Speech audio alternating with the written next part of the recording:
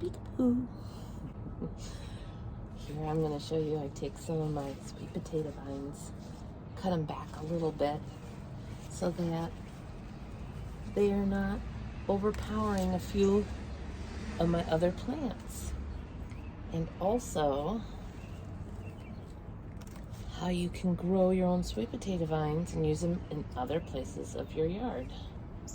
So I already did some pre-cutting, and I'm going to show you how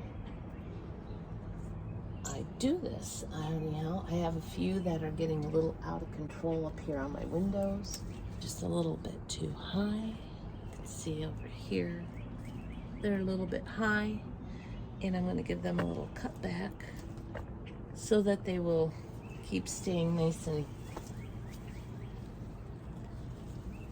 and long and thick instead of just long and straggly. So I'm going to cut just about a quarter of it, just to kind of get them off of the windowsill there. Oop. I'm going to get my camera to sit for me. Go. Just cut them back a little bit.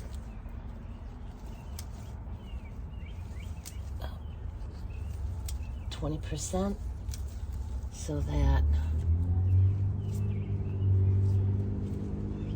they will start to bunch up a little bit more and fill in even more back here, instead of just looking like a little vine trailing up. So then I'll come in and deadhead any flowers that are done blooming. It looks like they're still coming up and blooming, so I'll let those be. And then I see any icky leaves, I'll get rid of any like nasty leaves, but there's not many nasty leaves in here, which is nice. So when you have your sweet potato vine, you can go and take all these lower branches off. You just pluck them all off. Any blooms, these little leaf things coming off, and take it all the way to when you have just these little ones here at the top. And then you just put this right into the water, and this will all become roots. And then you can plant this right into another pot, and then you have another sweet potato vine. You can also do this with the green variety. And it only takes about, maybe like 4 days, and you start to see roots. So let me go show you what 4 days look like. So here I have my potato vine, and I'll show you what I did with them. So here we go.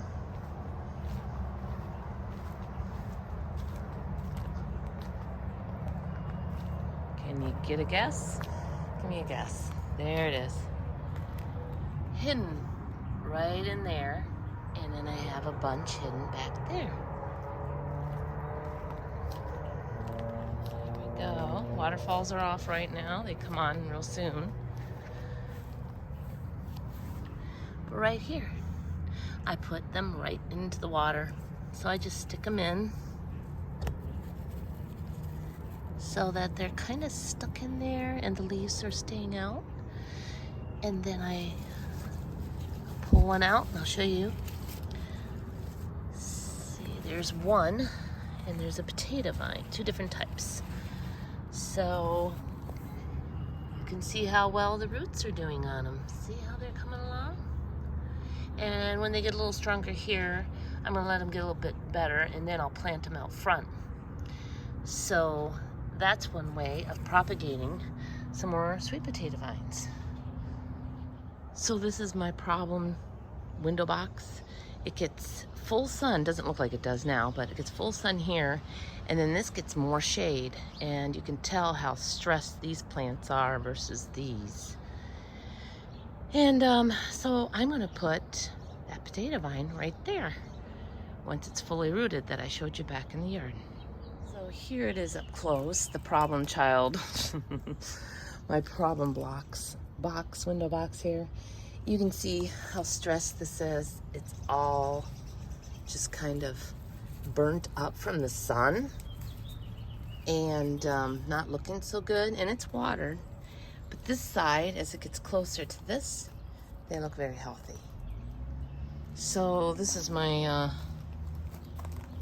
it's like, it doesn't get enough sun to put full sun, but then it's not, you know, and I like to get something a little high. So I've tried many different things, but this has been the best so far. So we'll see. And the pansies are doing really good, which is funny. Anyway, so I am going to put right here my sweet potato vine. So I think that'll fill this up. This is doing pretty good, but it's just so empty, and a potato vine will be so nice and big, and they like shade and they like sun. So I'm gonna put that there, and maybe that'll shade this little guy and he'll do a little better. He is looking horrible. He almost looks like he's getting too much water now. It's not super moist. So it's moist, but it's not like overly, but I don't know. It's just not doing very well. So we're gonna try that and see how that works. I also like to plant sweet potato vines right in this area as well. And it looks fine without them there, but it really looks pretty along the rocks planted. And the fish do kind of like to go and nibble at them when they get into the water, but not too much. And it used to provide a little bit more shade for them, like the lily pads, but that's what I've done before. So I'm gonna also go over and show you my Cleopatra. She's doing beautifully, and I wanna show you her bloom. So here's Cleopatra and her beautiful leaves. And here's her gorgeous bloom.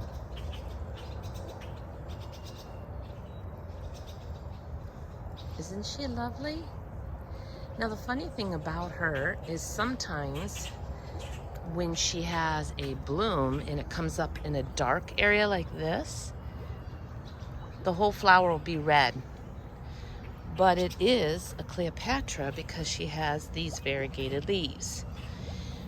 Now, if it had come out in something like this with the different colors, then she comes out with the different, with this particular bloom where it's either yellow or yellow and red.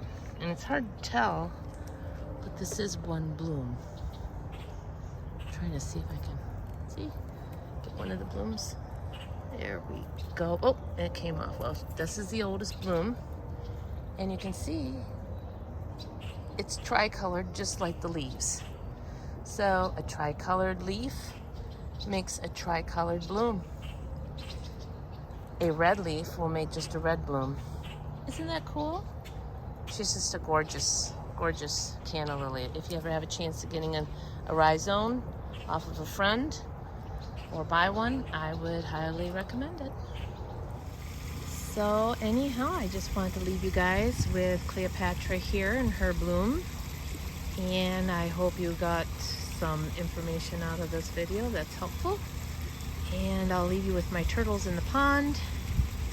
They are sunbathing right now. There's Razor and Gillette. Gillette looks like she's got her head. There it comes out. Hi guys. Cute. I did a little video about them too if you're interested in watching about them.